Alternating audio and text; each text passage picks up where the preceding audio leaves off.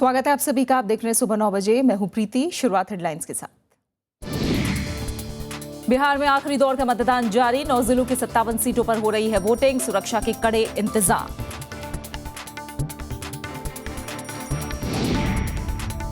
असहिष्णुता पर सरकार संसद में बहस को तैयार। बीजेपी नेताओं के बयान पर कांग्रेस की प्रधानमंत्री से माफी की मांग। संसदीय कार्य मंत्री ने कहा, बिहार चुनाव के बाद तय होगी शीतकालीन सत्र की तारीख। इंडोनेशिया के बाली में ज्वालामुखी रिसाव के चलते उपराष्ट्रपति का ब्रुनई दौरा टला। आज सुबह होना था रवाना। छोटा राजन की वापसी में भी देरी।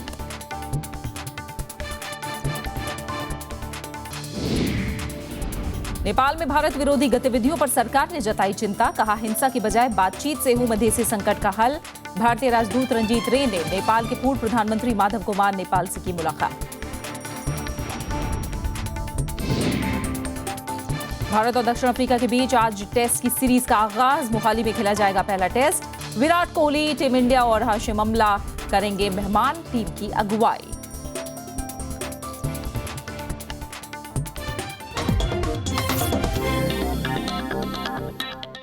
और आज सबसे पहले बात करेंगे बिहार विधानसभा चुनाव की, जहां आज आखिरी दौर के लिए वोटिंग हो रही है। आज 57 सीटें हैं जिन पर वोट डाले जा रहे हैं। बिहार के चुनावी रण में आज आखिरी दौर का मतदान हो रहा है। सुबह 7 बजे से शुरू हुए मतदान के बाद से ही पोलिंग बूथों पर वोटरों की लंबी लंबी कतारें देखी जा रही हैं। आखिरी दौर में 9 जिलों की 57 विधानसभा सीटों पर वोट डाले जा रहे हैं। सीटों के लिहाज से बिहार चुनाव का ये सबसे बड़ा दौर है। इस दौर में मधुबनी, सुपौल, अररिया, किशनगंज, पूर्णिया, कटिहार, मधेपुरा, सहरसा और दरभंगा जिलों की 57 विधानसभा क्षेत्रों में मतदान हो रहा है। मिथिलांचल, कोसी और सीमांचल में आज हो रहे मतदान को लेकर वोटरों में खासा उत्साह देखा जा रहा है। 55 विधानसभा सीटों पर शाम 5 बजे तक वोटिंग होगी, जबकि सहरसा जिले के 2 विधानसभा क्षेत्रों सिमरी, बख्तियारपुर और महिषी में 3 बजे तक ही मतदान की प्रक्रिया चलेगी।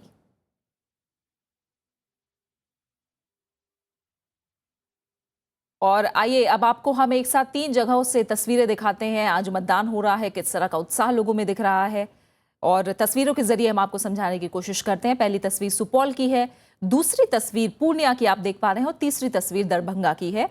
तीनों ही जगह पर आप देख सकते हैं कि वोट देने के लिए लोगों की कतारें हैं और तमाम तैयारियां की गई हैं। पूर्णिया में चुनाव आयोग ने आदर्श मतदान केंद्र बनाए हैं। सुरक्षा के भी इन सभी 57 सीटों पर तगड़े इंतजाम किए गए हैं। 3 तस्वीरें एक साथ, सुपौल, पूर्णिया और दरभंगा की, जहां सुबह से ही मतदाताओं का उत्साह देखते ही बन रहा है। और लंबी कतारें, चाहे पुरुष हो, महिला हो, युवा हो, बुजुर्ग हो, हर कोई लोकतंत्र के इस पर्व में अपनी भागीदारी सुनिश्चित कर रहा है और वोटिंग के लिए निकल कर आ रहा है। और ये तस्वीरें आप देख रहे हैं बीजेपी नेता शहनवाज हुसैन की, जो अपना वोट देने के लिए निकले हैं और सुबह सुबह वो भी मतदान कर रहे हैं। तो तमाम दिग्गज भी आज अपने अपने इलाकों में अपना वोट देने के लिए निकले हैं। तस्वीरें आप देख पा रहे हैं बीजेपी नेता शहनवाज हुसैन की, जो वोटिंग के लिए निकले हुए हैं। आमो खास हर कोई अपनी हिस्सेदारी, अपनी भागीदारी सुनिश्चित कर रहा है और अपने हिस्से का वोट जरूर देने आज निकला है। माना यही जा रहा है कि इन 57 सीटों पर पिछले रिकॉर्ड टूटे, क्योंकि हमने देखा था लोकसभा चुनाव के दौरान भी अच्छा मत प्रतिशत इन इलाकों में देखने को मिला था, और यही उम्मीद है कि इस बार भी वो पिछले रिकॉर्ड टूटते नजर आए। किशनगंज में मौजूद है हमारे संवाददाता रविंद्र सिंह शोरान, उनका हम रुख करेंगे। रविंद्र, लगभग 2 घंटे गुजर चुके हैं वोटिंग शुरू हुए। किशनगंज में आप मौजूद हैं, जहां बड़ा दिलचस्प मुकाबला भी हमें देखने को मिल रहा है। कैसा उत्साह आपको इन 2 घंटे में और अब नजर आ रहा है मतदाताओं का वहां? जी, लगातार सवेरे से जो हम लोग देख रहे हैं वही उत्साह लोगों का अब भी कायम है। कतारें अभी भी यहाँ पर लगी हुई हैं। हम लोग जिस बूथ पर खड़े हैं ये आदर्श मतदान केंद्र है, ये एक शहरी क्षेत्र है, लेकिन आप देख पा रही हैं कि 2 घंटे से लगातार लाइनें जो हैं वो अभी तक कम नहीं हुई हैं। यहाँ पर तमाम तैयारियां चुनाव आयोग की तरफ से की गई है मतदान को सफल बनाने के लिए आदर्श मतदान केंद्र है। आप देख पा रहे हैं कि गुब्बारों से यहाँ पर मतदाताओं का गुब्बारों और फूलों से स्वागत किया जा रहा है। उनको एक सर्टिफिकेट भी यहाँ पर दिया जा रहा है जो पहली बार मतदान कर रहे हैं। उसके अलावा जो व्हीलचेयर बाउंड लोग हैं उनके लिए रैंप का यहाँ पे प्रबंध किया गया है। डॉक्टर्स की भी सुविधा यहाँ पे दी गई है, बैठने का इंतजाम किए गए हैं, यानी कि पानी और शौचालय की सुविधा भी यहाँ पर दी गई है। किसी भी तरह की समस्या एक वोटर को न आए इसके लिए पूरी कोशिश चुनाव आयोग की तरफ से यहाँ पर की गई है।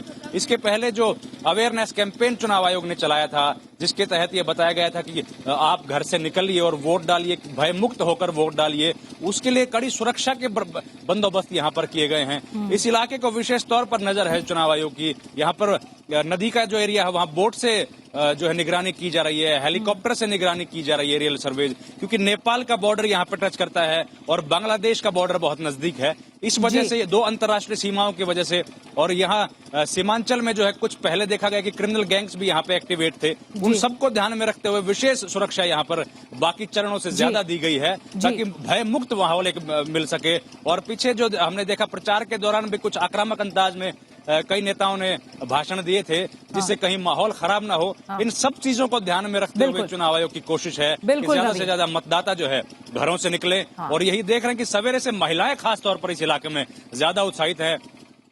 पहली बार वोट डालने वाले लोग जो है वो बहुत आ रहे हैं और बुजुर्ग जो लोग हैं उनको घर से लेकर आया जा रहा है। मतदाताओं का उत्साह देखते ही बन रहा है। और किशनगंज में भी जैसा हमारे संवाददाता बता रहे हैं, सुबह 7 बजे से पहले से ही लोग मतदान केंद्रों पर इकट्ठा हैं और लगातार वोटिंग करने के लिए घरों से बाहर निकल रहे हैं। फिलहाल बहुत बहुत शुक्रिया रविंद्र, आपका हमारे साथ जुड़ने के लिए और इस जानकारी को हम तक पहुंचाने के लिए। विधानसभा चुनाव के आखिरी दौर में सूबे के 1,55,00,000 से ज्यादा मतदाता अपने मताधिकार का इस्तेमाल कर रहे हैं। इनमें 81,84,000 से ज्यादा पुरुष और 73,51,000 से ज्यादा महिला वोटर हैं। आज के मतदान के लिए 9 जिलों की 57 सीटों पर 14,709 मतदान केंद्र बनाए गए हैं। सभी मतदान केंद्रों पर इतनी ही तादाद में ईवीएम लगाई गई हैं। 2,000 से ज्यादा पोलिंग बूथों पर मतदाताओं को वीवीपीएटी की सुविधा दी जा रही है। वीवीपीएटी यानी मतदान करने के बाद मतदाताओं को एक पर्ची मिलेगी जिससे सुनिश्चित होगा कि उन्होंने जिसके पक्ष में मतदान दिया है वोट उसी को गया है।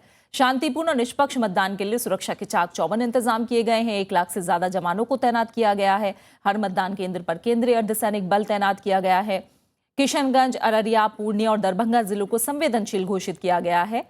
अंतिम दौर की वोटिंग के लिए 1033 राज्य पुलिस और सेंट्रल पैरामिलिट्री फोर्स की कंपनियां तैनात की गई हैं।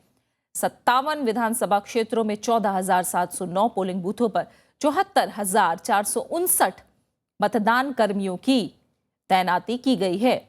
मतदाताओं की सुविधाओं के लिए चुनाव आयोग ने 335 आदर्श मतदान केंद्र बनाए हैं। 840 मतदान केंद्रों पर इंटरनेट के जरिए लाइव मतदान की सुविधा भी दी गई है। 53 मोटर बोट्स को भी पेट्रोलिंग में लगाया गया है।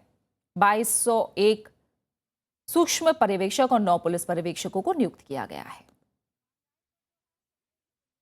विधानसभा चुनाव के आखिरी दौर में 827 उम्मीदवार किस्मत आजमा रहे हैं, जिनमें 58 महिलाएं हैं।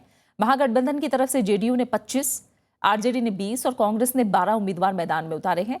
वहीं एनडीए की तरफ से बीजेपी ने 38, लोक जनशक्ति पार्टी ने 11, रालोसपा ने 5 और हिंदुस्तान अवाम मोर्चा ने 3 प्रत्याशी खड़े किए हैं।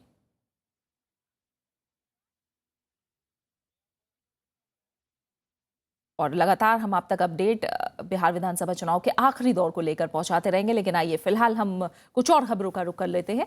केंद्र की सरकार पर असहिष्णुता के आरोपों के बीच अब सरकार ने विपक्ष को इस मुद्दे पर संसद में बहस की चुनौती दे दी है। केंद्रीय शहरी विकास मंत्री एम वेंकैया नायडू ने फिल्म स्टार शाहरुख खान पर बीजेपी के कई नेताओं की टिप्पणी के मुद्दे पर विपक्षी दलों पर ही असहनशीलता के आरोप लगाए हैं। वेंकैया नायडू ने कहा कि विपक्ष और खासकर कांग्रेस सरकार के साथ साथ संसद में कामकाज में बाधा डाल रही है। उन्होंने कहा कि विपक्ष को संसद में दिखाई जा रही असहिष्णुता छोड़नी चाहिए और कार्यवाही को चलाने में सहयोग करना चाहिए। वेंकैया नायडू ने कहा कि 8 नवंबर को बिहार चुनाव के नतीजे आने के बाद संसद के शीतकालीन सत्र की तारीखों पर फैसला किया जाएगा।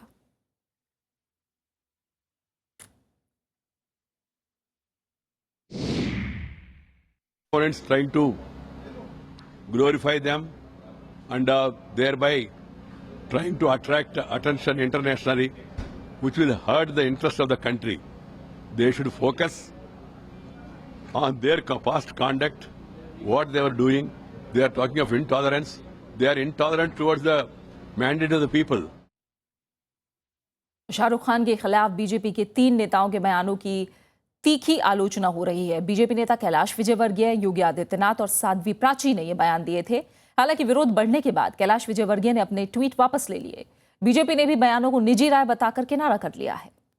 सिर्फ ये रेजोल्यूशन कर सकता हूं कि मैं देश में बढ़ रही असहनशीलता पर सुपरस्टार शाहरुख खान का बयान बीजेपी के कई नेताओं को रास नहीं आया। पार्टी महासचिव कैलाश विजयवर्गीय ने मंगलवार को ट्वीट कर शाहरुख खान पर सवाल उठाए थे।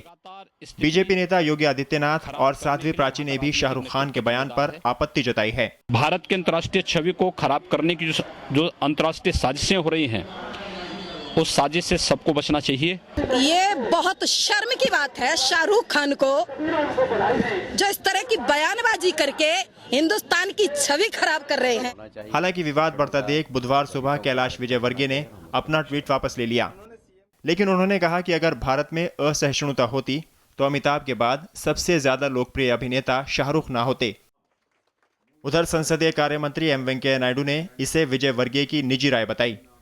नायडू ने कहा, शाहरुख खान से हमें कोई दिक्कत नहीं है, वो महान अभिनेता हैं, लोग उन्हें पसंद करते हैं।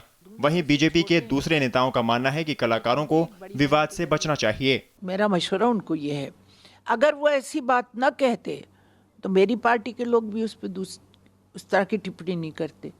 मेरी पार्टी के लोगों ने खुद से थोड़ी टिप्पणी की है, उनकी बात पे टिप्पणी की है। बीजेपी ने भले ही कैलाश विजयवर्गीय के बयान से किनारा कर लिया हो, लेकिन विपक्षी दल इस मुद्दे पर अब सरकार से माफी की मांग कर रहे हैं। कौन सा देशद्रोह का काम किया शाहरुख खान जी ने? मोदी जी को माफी मांगना चाहिए, अमित शाह जी को माफी मांगना चाहिए और कैलाश विजयवर्गीय जी को तत्काल महामंत्री पद से बर्खास्त करना चाहिए। हम चाहते हैं कि सरकार इस विषय पे सर्वदलीय बैठक बुलाकर क्या उपाय हो सकता है इसके बारे में सोचे, न कि ये राजनीति करके और माहौल बिगाड़े। इससे नफरत फैलाने से सत्ता हासिल की जा सकती है, लेकिन नफरत फैलाकर सरकार नहीं चलाई जा सकती। 2 नवंबर को शाहरुख ने 50वें जन्मदिन पर देश में बढ़ती असहनशीलता पर चिंता जाहिर की थी, लेकिन उन्होंने विरोध स्वरूप पद्मश्री सम्मान लौटाने से इनकार कर दिया था। Bureau report, Rajya Sabha TV. प्रधानमंत्री नरेंद्र मोदी आज अशोक चक्र के चिन्ह वाली देश की पहली भारत स्वर्ण मुद्रा समेत सोने में निवेश से जुड़ी 3 योजनाएं पेश करेंगे। इनमें स्वर्ण मौद्रीकरण योजना यानी जीएमएस और सॉवरेन स्वर्ण बॉन्ड योजना शामिल है। जीएमएस मौजूदा स्वर्ण जमा योजना 1999 की जगह लेगी। ये बॉन्ड चुने हुए बैंक और पोस्ट ऑफिस में उपलब्ध होंगे। 5 से 20 नवंबर के बीच इसके आवेदन स्वीकार किए जाएंगे। 26 नवंबर से बॉन्ड जारी होने लगेगा। इसके अलावा प्रधानमंत्री नरेंद्र मोदी राष्ट्रपति भवन में आज विश्वविद्यालयों के पहले कुलाधिपति सम्मेलन में हिस्सा लेंगे। इस मौके पर प्रधानमंत्री इम्प्रिंट इंडिया के नाम से एक पुस्तक भी जारी करेंगे और इसकी पहली कॉपी राष्ट्रपति को सौंपेंगे। वहीं प्रधानमंत्री नरेंद्र मोदी आज हरियाणा के सोनीपत जिले के राई स्थित राजीव गांधी एजुकेशन सिटी में 341 किलोमीटर लंबी 3 राजमार्ग परियोजनाओं की आधारशिला रखेंगे।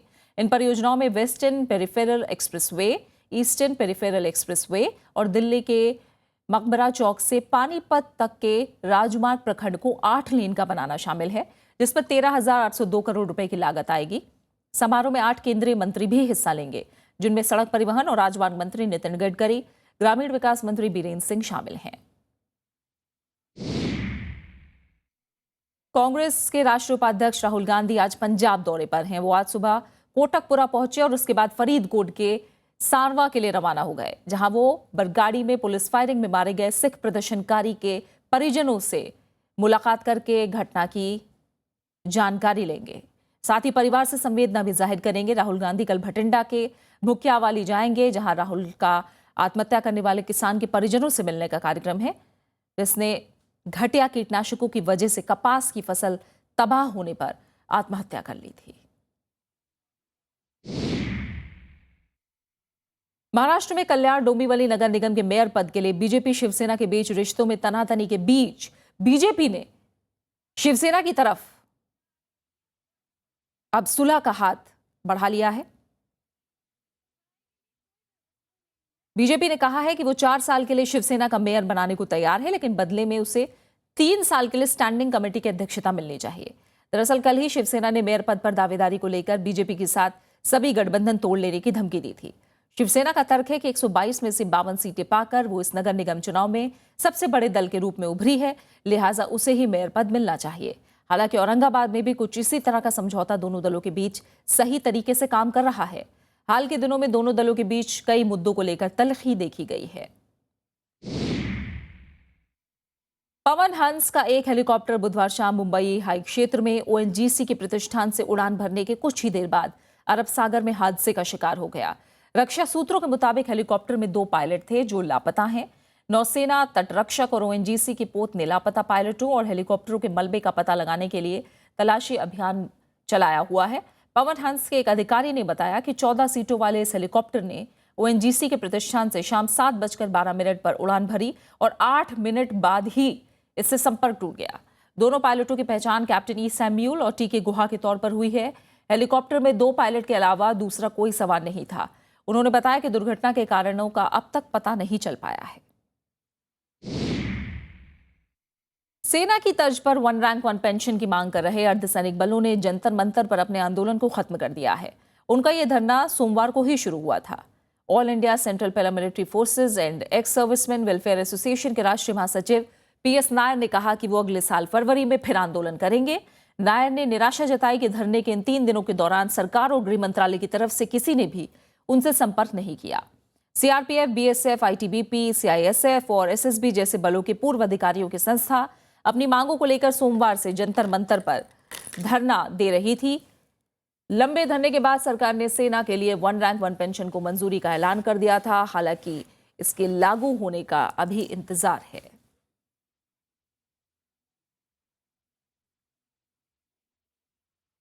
और फिलहाल एक छोटा सा ब्रेक के लिए रुक रहे हैं। ब्रेक के बाद याद करेंगे महान गायक भूपेन हजारिका को उनकी पुण्यतिथि पर।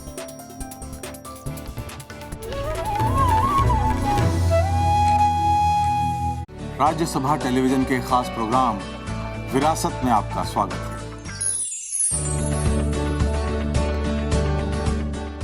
नया कलेवर, नया अंदाज,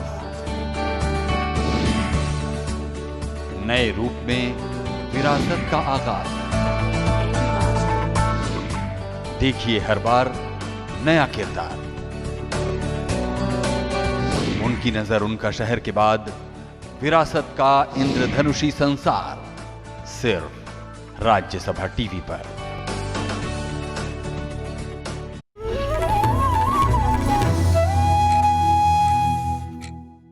बाली में ज्वालामुखी रिसाव के चलते उपराष्ट्रपति मोहम्मद हामिद अंसारी के ब्रुनेई दौरे में देरी हो रही है। उपराष्ट्रपति को कल शाम ही बाली से ब्रुनेई जाना था। आज सुबह भी उनकी रवानगी की खबरें थी, लेकिन बाद में इसे टाल दिया गया।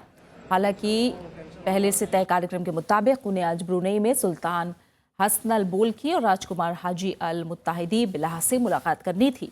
इसके अलावा उनका यहाँ भारतीय समुदाय को और ब्रुनेई की यूनिवर्सिटी को भी संबोधित करने का कार्यक्रम था।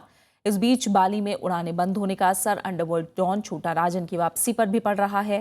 बाली की जेल में बंद राजन को वापस लाने के लिए सीबीआई और दिल्ली और मुंबई पुलिस की टीम वहां पहले से पहुंच चुकी हैं। छोटा राजन को पिछले हफ्ते रविवार के दिन ऑस्ट्रेलिया से बाली पहुंचने पर गिरफ्तार कर लिया गया था।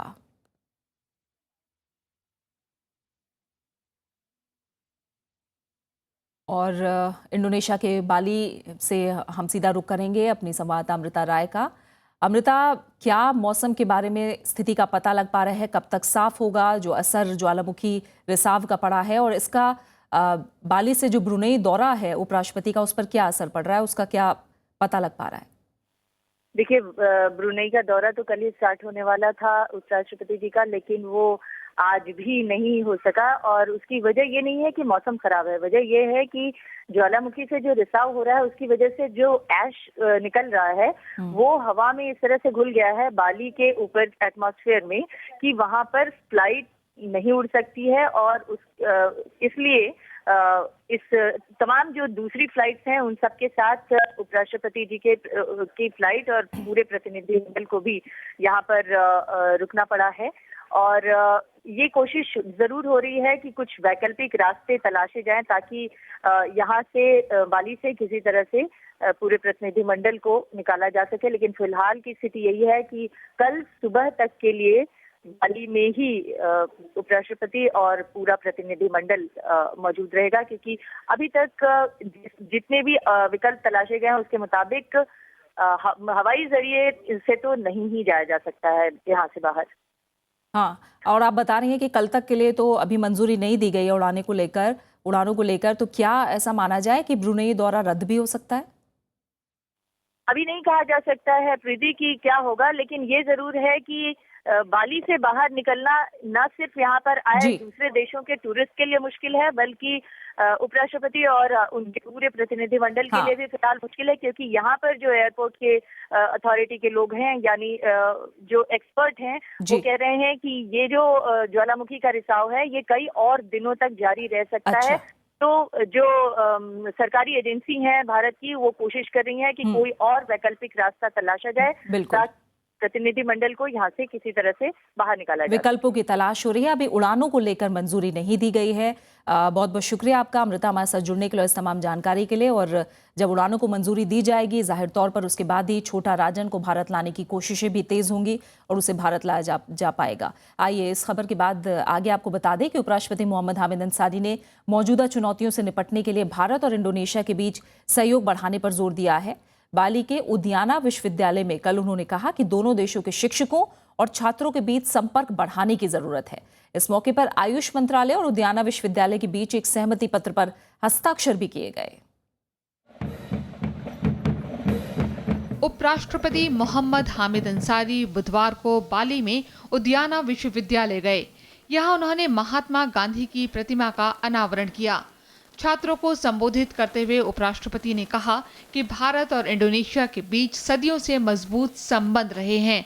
मौजूदा समय में भी दोनों देशों की एक जैसी जरूरतें और चुनौतियां हैं।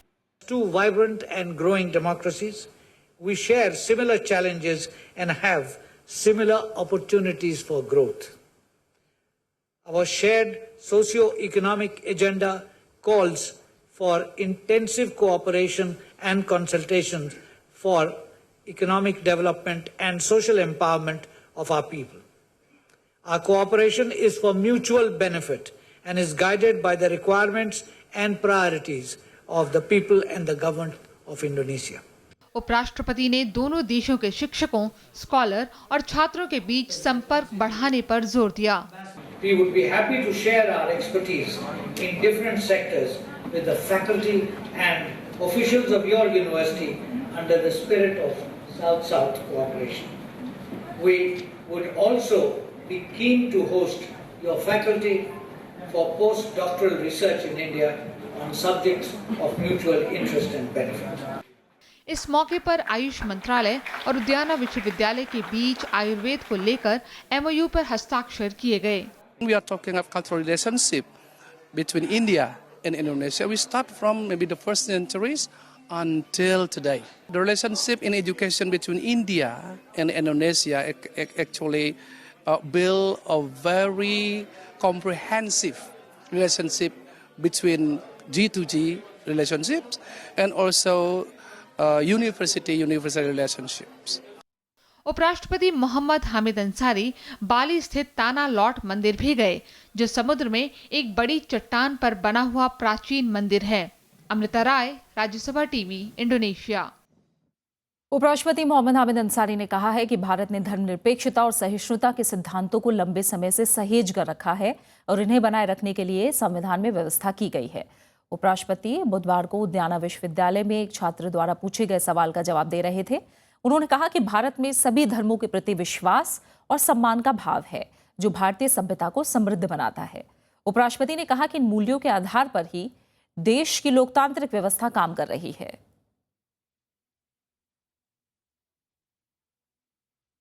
कुछ और खबरें। वित्त मंत्री अरुण जेटली ने भरोसा जताया है कि जीएसटी जल्द ही हकीकत में बदल जाएगा। दिल्ली में कल विश्व आर्थिक मंच और सीआईआई के साझा कार्यक्रम में वित्त मंत्री ने कहा कि जीएसटी पर संसद में गतिरोध जल्द खत्म हो जाएगा। अरुण जेटली ने कॉर्पोरेट कर में कटौती से जुड़े रोडमैप को भी जल्द सार्वजनिक करने का ऐलान किया। वित्त मंत्री ने शीतकालीन सत्र में दिवालियापन कानून संबंधी संशोधन विधेयक लाने की भी जानकारी दी। वित्त मंत्री अरुण जेटली का कहना है कि जीएसटी लागू करने के लिए नियम और सूचना प्रौद्योगिकी का ढांचा तैयार कर लिया गया है। उन्होंने कहा कि जीएसटी को लागू करना चंद दिनों की बात रह गई है। दिल्ली में विश्व आर्थिक मंच और सीआईआई के साझा कार्यक्रम में जेटली से जीएसटी पर विपक्ष के विरोध को लेकर सवाल किया गया था। जेटली पहले ही जीएसटी पर सहमति बनाने के लिए कांग्रेस उपाध्यक्ष राहुल गांधी समेत विपक्ष के तमाम नेताओं से बातचीत की इच्छा जाहिर कर चुके हैं। I'll once again speak to them and try to make them see reason. I think GST is only a question of time. It's only a question of time. They can delay it by obstruction, but since obstructions don't continue indefinitely, I think as and when it's put to vote, I see GST becoming a reality. केंद्र सरकार की corporate कर घटाकर 25% करने की योजना है। सरकार अगले कुछ दिनों में इससे जुड़े रोडमैप को सार्वजनिक करेगी। वित्त मंत्री ने जानकारी दी कि इसमें कर छूटें खत्म करने का खाका होगा। The corporate tax down to 25% while phasing out some of those exemptions, and I think I'm going to publicly put in the public domain over the next few days some of those exemptions which we intend to phase out in the first round. The first tranche of reduction of the corporate tax, I hope to do it in very near future. अर्थव्यवस्था के तमाम पहलुओं पर सरकार का नजरिया पेश करते हुए जेटली ने कहा कि निवेशकों के बीच टैक्स से जुड़ी बाकी आशंकाओं को जल्द दूर कर दिया जाएगा। वित्त मंत्री ने शीतकालीन सत्र में भूमि अधिग्रहण विधेयक पर सहमति की संभावनाओं को तलाशने की भी बात कही। फिलहाल ये विधेयक राज्यसभा की प्रवर समिति के पास विचाराधीन है। कृति मिश्रा, राज्यसभा टीवी। जीएसटी पर रोड़ा अटकाने के केंद्र सरकार के आरोपों को कांग्रेस ने खारिज किया है। पार्टी नेता आनंद शर्मा ने कहा कि संसद में सहयोग का वातावरण बनाने की जिम्मेदारी प्रधानमंत्री की है। एक बिल से संबंधित भारतीय संसदीय प्रजातंत्र नहीं चलता। संसदीय प्रजातंत्र सुचारू रूप से काम करे, हमेशा भारतीय राष्ट्रीय कांग्रेस उसको चाहती है। पर जब प्रधानमंत्री की और उनके सहयोगी मंत्रियों की मानसिकता टकराव की है, उसमें रचनात्मक सहयोग का वातावरण बनना संभव नहीं हो सकता। भारत ने नेपाल में भारत विरोधी गतिविधियों पर चिंता जाहिर की है। नेपाल में भारतीय राजदूत रंजीत रे ने कहा कि मधेसी आंदोलन और जरूरी साजोसामान की आपूर्ति में हो रही बाधा नेपाल की अंदरूनी समस्या की वजह से है और इसके पीछे भारत का कोई हाथ नहीं है। रंजीत रे ने कल नेपाल के पूर्व प्रधानमंत्री और माओवादी नेता माधव कुमार नेपाल से काठमांडू में मुलाकात की थी। इसके अलावा जेनेवा में नेपाल के मुद्दे पर समीक्षा बैठक के दौरान भी भारत ने नेपाल में हाल में हुई हिंसा की घटनाओं पर चिंता जताते हुए कहा कि नेपाल समस्या को बलपूर्वक हल नहीं किया जा सकता।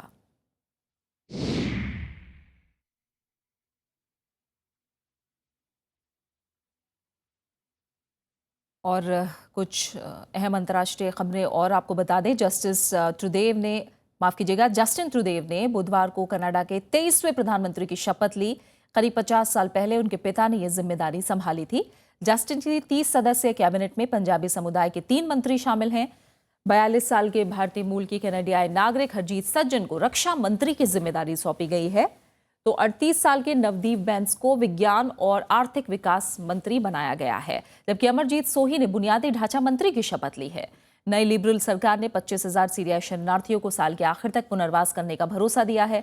साथ ही इराक और सीरिया में आईएस के खिलाफ कनाडा के लड़ाकू मिशन को धीरे धीरे खत्म करने का भी संकल्प जताया है।